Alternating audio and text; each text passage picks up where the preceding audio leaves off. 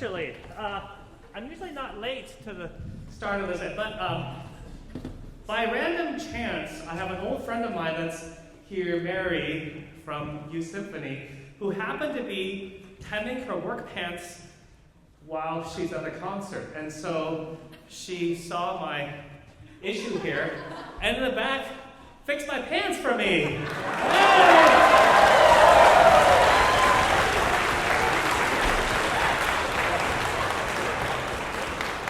Which is good because she said, you're about to have a big breakage there.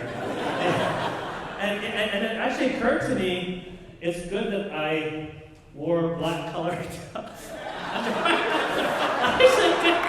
I didn't think about that, but like the boxer is actually, at a certain point where it's not going to work anymore, and it's listed about that. Anyhow. Well, welcome back to the second half. I'll say a few words. I like to always recognize all the folks that make PSSO possible all of these years. I'd like to first start by acknowledging our board members and volunteers, some of whom are standing in the corners guarding the exits. Can we give them a round of applause? Yeah.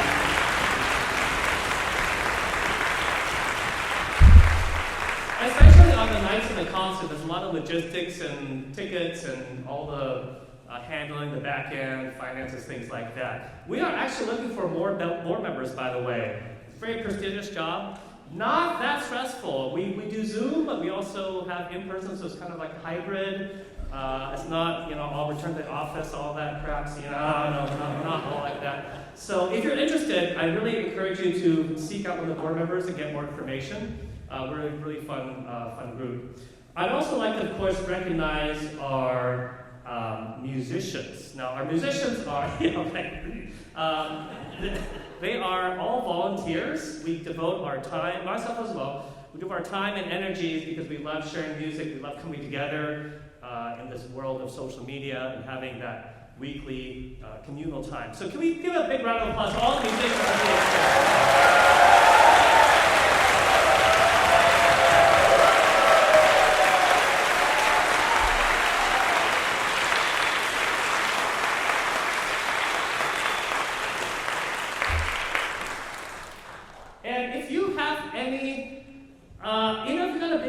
Maybe if you have any extra thing you want to give, we certainly welcome it. There's a little QR code in the program. We're welcome. But honestly, from my standpoint, I would much rather have you invite your friends and family to our next season. Obviously, we are a lot of fun, but the ticket price, we really don't have enough to do a lot of marketing. So we've done a lot to keep our ticket prices low. I think you just think how many notes you get per cent of your ticket price. Many notes, right? Many notes, probably maybe like a cent per note. Maybe, it's probably not right. Just think about that. Every measure, it's like 4 cents, 8 cents, Anyhow, invite your friends and family. We're a great show. Now, let me talk to you a little bit about this last piece, the Beethoven's Fifth Symphony. Of course, needs no introduction. And why is that in the context of bravery? I want to just first set the stage a little bit about why I thought this is representative of bravery. Now, Beethoven at this point was starting to get really deaf. Those of you know he really struggled with deafness. And by the time he got to his Ninth Symphony, he actually couldn't hear the compositions that he was composing. And so this is the period where he started to really struggle. And I actually, can empathize with it because I actually have hearing loss in my left ear here. You might not realize. I don't want to tell the violins because they think I want to make sure they know. But and so I have empathy a little bit, and there's some pros and cons to that, just personally, because the cons if you're talking with somebody, I sometimes have to turn my head this way to hear a bit better. It's an interesting conversation. On the plus side, if somebody's kind of not that boring, I kind of have a biological mute button. And then, you can't really hear what's going on there, So if we ever hang out and I sit to the right of you, it's not a good sign. So anyway, he was struggling with this, and it's still amazing what he produced. Now, the first movement, I'll give you a few things to listen for on these particular movements. The first movement, of course, is the most famous da-da-da-da. Now, what I want to tell you about this particular first movement is that it is deceptively difficult. And part of the challenge is because it's so familiar, you as the audience probably think familiarity means it's easy. And I want to let you know it's far from the truth. It's very actually hard for musicians to come in on the offbeat. Ba, ba, ba, ba. It's not da, da, da, da. It's not that. It's ba, ba, ba, ba. And usually composers give it maybe, you can do that maybe 4 times in a piece. There's a quota, right? After that, you're starting to become difficult. Well, Beethoven does it like throughout the whole movement. And not only that, he keeps jumping each measure to a different instrument. And the analogy I can give you is like, the cat with a laser. You ever do that thing where you're like, and the cat's like this, and you're doing that? That's kind of what's happening in this first movement. If you listen and you see all the jumping around, it's very hard. So what I want you to think about this first movement is, this is actually really difficult. If they get like half of them right, good on them. Right? So I want to set the bar low, and then you'll be very impressed at the ones that we do get right. Okay, so that's the first movement. The second movement is really, it's beautiful. It's sort of a faster, slow movement, if you will. And it's a theme and variation. So what I want you to listen for, it opens with the cello, very simple theme, but as the movement goes on, you'll hear different variations of what that simple theme is. And what's amazing about this movement is how he keeps it interesting, even though it's the same basic theme, just sort of permuted over and over between different parts. So it's a really, really cool movement. Now, the third movement is the trio movement, and it's really separated into an easy part and a hard part. And fortunately for the cello, the hard part is fairly contained, so the pain is concentrated. But this is actually, there's a fear moment where the cello, you have to go, and they're very exposed. So when you get to this movement, take a deep breath, send some good vibes to the cello, or be calm, and we'll get through it. So that's the third one. Now, the fourth movement here is, the third one actually goes attacca into the fourth movement, meaning there's no break.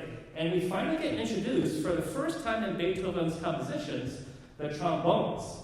And this is the first study that happens, but he's kind of cheeky. He doesn't have them play into the fourth movement. So they have to sit there cold, waiting and waiting, counting and count. Actually, don't count. They just wait until the so give you some sympathy, and you have some sympathy for them, right? And they wait the whole first 3 movements until the last one they come in. And that's actually pretty hard, because they're spacing out. So don't forget to come in. What I want you to listen for in the fourth movement is dynamic balance. He actually wasn't a great orchestrator for balance, meaning that if somebody had like an interesting part, he would have all the rest of the orchestra play this big loud chord and write a forte or fortissimo. And so we have to do a lot of adjustment of our balance to make sure the parts that are interesting get heard, even though on the music, other people have big loud chords being written. So that we've been working a lot on that. We'll try to get most of it right for you because you're a friendly audience. I see a lot of smiles out there. Listen for that in the fourth movement. It's really triumphant. You'll have a good time. Now, the last thing I want to say just about this particular, if you notice the program, I did a bit of a photobomb. Did you notice that? I'm in the, yeah. So I want to give you a little bit of a stitch. So I took a work trip to Hungary, and it turns out Vienna is a 2.5-hour train ride from Hungary, and that's actually where Beethoven spent a lot of his life. And there was a museum, which was his old house, where he composed the Beethoven's Fifth Symphony. So I'm like, well, I will take an extra day. I took the train there, went to Beethoven's, went to his grave, went to the house, and looked in this museum for a manuscript of 4. I was literally looking. I was expecting like some sheet of music had 4 notes, right? Like there must be something there. I found the Sixth Symphony, but there was no sign of the Fifth Symphony, which I was really bummed about because I wanted to match up the fact that we're doing Beethoven. So I did see though a bust of Beethoven, which I took a selfie with. And I thought it'd be weird to like smile while Beethoven has this face. So what I did was I tried to imitate the facial expression that Beethoven had, and that is what got me in the program. So I want to make sure you knew why that was all there, why I'm in the program, that was my little cameo for visiting Beethoven's house. So, without further ado, here's Beethoven's Fifth Symphony.